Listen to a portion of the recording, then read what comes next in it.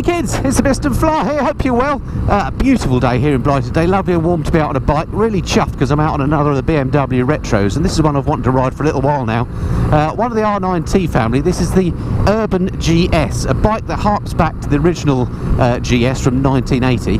Has a paint scheme that harps back to it. It's got a cowl on the headlight that is reminiscent of the original GS, and it's kind of a celebration of that bike. So stick around and stay tuned for the next few minutes, and I'll tell you what I think of the RnineT Urban GS.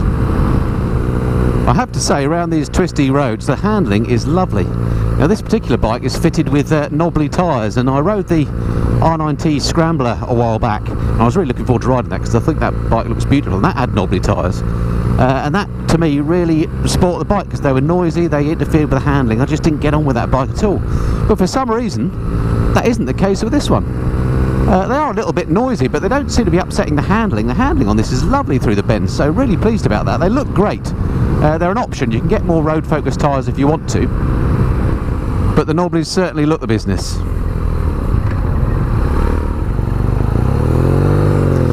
Something that does become very clear once you ride the Urban GS is the sound of the thing. It's quite unlike any of the other R19s that I've ridden. It's got a single exhaust outlet on it, and it's got a real raspy note. It sounds great. Actually sounds a lot nicer than the Scrambler, it has to be said. Right, let's just see how she is on this bit of dual carriageway.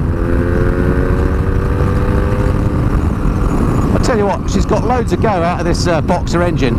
It's the, in quotes, old-fashioned boxer in that it's the air oil-cooled version, not the new water-cooled one like you get on things like the GS. So it's got bags of character and rock and roll. You can feel the torque reaction when you're at a standstill, which I quite like. But it's certainly not lacking in any poke, that's for sure. And on this dual carriageway, no terrible turbulence or anything. Of course, it's a naked bike, so you get plenty of wind blast. I'm going to turn off here. But it's not unpleasant. Yeah, she corners really nicely. You can really get some lean on, actually. Surprising again that you're on those knobblies, but they're quite confidence inspiring. Might be something to do with it being a nice warm day and therefore the rubber's nice and warm and grippy. But nothing wrong with the handling, and that combined with the sound, it makes for a very visceral ride. It's really nice. Nice wide handlebars so you can get some good leverage as you go around the corners. Comfort wise, seat is quite nicely padded actually. It's not as sumptuous as say a modern day GS, which is like riding an armchair, but it's certainly not uncomfortable. The riding position is very nice. Nice wide handlebars, upright of course. You could do long journeys on this and you wouldn't have any bone ache if you're an older chap like me. Hello. Wow, three-wheeled scooter. I'd love to go on one of those. Wow, what a beautiful day to be out on a bike.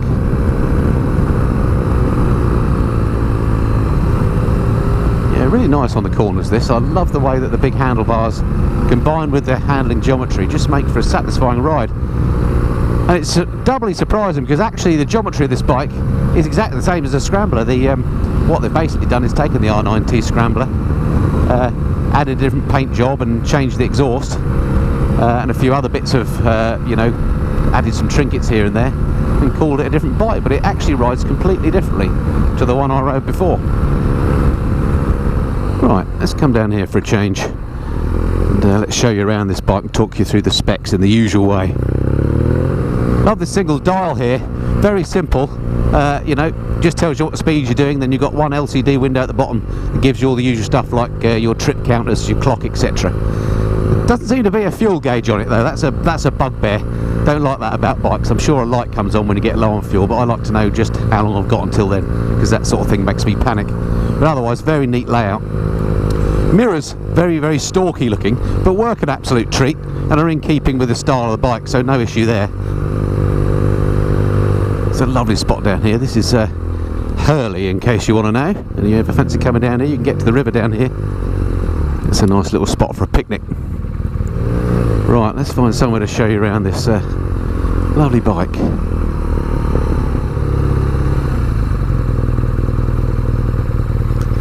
Right, let's just stick her here for a moment. Hopefully won't be in the way of anything. Neutral's nice and easy to find. Little stubby stand. excellent, lovely sounding bike. Great with this red seat. And the sort of retro paint scheme looking really good. Alright, let me get my other camera out then. And I'll talk you through the specs in the usual way. Okay, here we go then. So here she is, the RnineT Urban GS. Looking resplendent with the R80 reminiscent paint job and this red bench seat. Really nice touches on here. Just things like that bit of this machined aluminium part at the bottom of the seat there looks beautiful. Of course the air intake that all the R90s have, I just think that looks great. Not so sure about this this front cowl though, which is obviously purposely put there to give it echoes of the original R80 GS, but looks a bit kind of duck-faced head-on, and it's got that big high-level mudguard which looks good. But overall I think it works. I mean it's no doubt it's a handsome looking bike, isn't it? Alright, in terms of the spec then, 1170cc air oil-cooled boxer, as I say, the generation behind the current GS if you like. Puts out 110 HP, 7,750 RPM with 116 Newton meters of torque, so plenty of power there, and it certainly feels powerful. In terms of braking, it's got Brembos up the front, twin discs on the front. Let's show you those. Massive looking discs, and they seem to stop perfectly well, and as you can see it's got spoked wheels on this one, together with those knobbly tyres that I was talking about, which actually don't have a negative effect that I thought they might do. Suspension, front end entirely conventional telescopic fork with massive 43mm stanchions with these big rubber gaiters, so again they look the part. Again, this is sort of a scrambler style bike if you like, even though they haven't got the high level exhaust. At the rear, got the power lever suspension, so the standard clever BMW stuff nestled in there. Seat height is actually 850mm, so it is quite tall. I've got no problems getting my feet on the deck. I'm only 5'8", quite a narrow seat as you can see. Feels comfortable enough, looks superb, but I can get my feet on the floor fine. Weight, 209 kilograms with standard equipment. I assume that's the dry weight, didn't say on the website. Doesn't feel particularly heavy, but again, not particularly light either, so middling I guess. In terms of electronics, nothing particularly other than ABS, which is switchable on this. So if you did want to take the thing off-road, you've got the option to actually kill the ABS, which is nice. Tank capacity, massive looking tank, 17 litres it holds. Certainly a beautiful looking bit of kit. And if you want to buy one of these, on the BMW website it says you can get them from 10,550. Now of course that's the usual BMW way of saying from. You're going to want to add some accessories, and there are loads of those available. So check out the website for more details if you want to. So yeah, looks really nice. Nice bike like that. Okie dokie, let's jump back on and ride some more. Okay.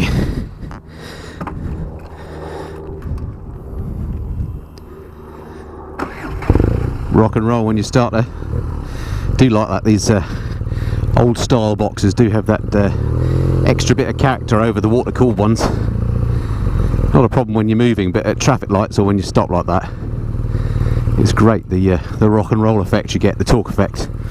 Wow, what an amazing property. Right, where's this person going? This sounds completely unlike any of the other R9Ts that I've ridden. Really nice. So the brakes on, as I say, twin discs up the front with the Brembo calipers, and as you can imagine, just check behind me, they work an absolute treat. Yeah, no problem there. Just going to try the rear brake as well, just for fun. Rear brake's a little bit non-existent, and I felt the ABS cut in there, but again, not really an issue. Just an honest, no-nonsense bike this, really. So the fit and finish on the bike is absolutely superb, as it is on all the R9Ts. BMW really do a good job on these now. Just some nice little finishing touches that they put on them. Things like the air intake and so on just look amazing. I think on this one, looking down at these exposed cylinder heads, it might be wise to get some sort of protection on there in case of a drop. It'd be a shame to damage those. You can get, as part of the accessories catalogue, some cylinder head covers that sort of make the engine a little bit more embellished, if you like. This is one of those great bikes that you can just enjoy the rawness of riding. There's nothing too complicated about it that's going to distract you. No, not lots of electronics to play with or things to fiddle about. No riding modes, nothing like that. Just pure and simple riding fun. It's got all you need and nothing else. I like that. It's also one of those bikes that, although it's got ample power, the character of it is that you know, you just want to do lazy rides. So here I am on a lovely English country road. Actually, this is quite a nice road. I'm doing 55 miles an hour. The bike feels entirely comfortable, and I've got no sort of desire or will to go any faster. It's just you know, an enjoy the view and enjoy the road sort of bike. You're not going to lose your license, and you're not going to lose your life, we hope. Suspension is just in that sweet spot of not too hard, not too soft. You can feel what the tyres are doing. You can understand what the front and back end are doing, whether they're moving around. And it's a comfortable ride, so you can't have any more than that. What a great way to spend a morning. So I must just take this opportunity to thank the guys up at the BMW dealer in Maidenhead, Bahnstormer of Maidenhead. Aldo and Mark always look after me very well, and thanks to those guys again for giving me the heads up that the Urban was in and ready to ride. If you've not been to this showroom down there and you're in the area, do go and check them out. Very helpful bunch of chaps, and offering that legendary BMW service that you hear so much about. And yes, I know BMWs are perceived as expensive, but you do get amazing service from BMW. And I'm not just saying that. I mean, I bought a BMW, so I've been, you know, party to what that's like. But just compared to other dealers that I've been in, BMW guys just always seem to look after you well. And that's worth a few extra bob if you ask me. So I find myself behind White Van Man once again. Just the white van to spoil the splendid view of Henley Bridge as I enter Oxfordshire. Let me stand up and show you Henley. Getting ready for the regatta, which is on soon. I don't want to admire the view of the river when I could wash a white van. Let's go this way. I'll tell you what, it's so easy to take for granted wherever you live, isn't it? And I'm always moaning about where I live, but just look at this place. All this is on my doorstep. Absolutely gorgeous.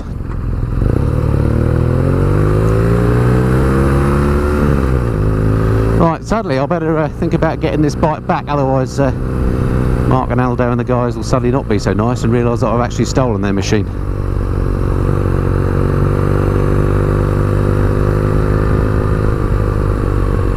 Which I would quite like to do, actually. So this bike, I guess, competes with things like the Triumph Street Scrambler, maybe even the Thruxton, although that's a calf racer. I guess some of the Ducati Scramblers, and oddly enough I suppose it even competes in a way with BMW's own RnineT Scrambler. So it'll be a difficult choice choosing which one you were going to go for. Certainly I love the Triumph Scrambler, sounded great, felt good, but this also sounds great and feels good. I think it sort of comes down to what brand you're most allied with, whether you like the rock and roll or the boxer engine, or whether you like the straightforward twin in, say, the Triumph. And there are other bikes in this category too. It's certainly a busy category now, the retro world, and there's some lovely bikes in there to choose from. It's starting to get really hot now. Not the bike, just the air temperature generally. See, we do occasionally get a summer. And this one's been a good 3 or 4 days long. Back over the bridge. Now, of course, this bike is of a Scrambler-esque type style, so it does have some off-road pretensions, what with the high mud guard and the knobbly tyres. But I don't imagine BMW think too many people are going to take it off-road. I don't think I want to take it off-road, particularly quite heavy for doing off-road stuff. But I'm sure it would be capable if you're a bit of an off-road god. It could be done. I guess it's always nice to have the option too. So that's pretty much it for my first impressions review of the RnineT Urban G/S. And no surprise in my summary that I absolutely love the bike. It's really, really nice. It's comfortable in terms of its riding position. Seat maybe is a little bit hard, but it's nothing too bad. It's just not as comfy as a, in quotes, proper GS. Things like the mirrors work well, the brakes work well, it handles really nicely. Even with the knobbly tyres, there's no appreciable road noise off them like I experienced when I rode the Scrambler. Really nice. I can't really find anything to not like about it, other than, good, I don't like to not find anything. The only thing I can find about that I don't like is it doesn't have a fuel gauge, which I just don't understand why manufacturers leave those out. I know there's not a lot of real estate on the gauge here, but there is a little LCD panel. I'm sure it could have been done, but that is the only thing, and that is a minor niggle. So if you're in the market for a retro bike, particularly if you want a Scrambler, then or that style of bike, then do give the Urban GS a look. It is a lovely bike to ride.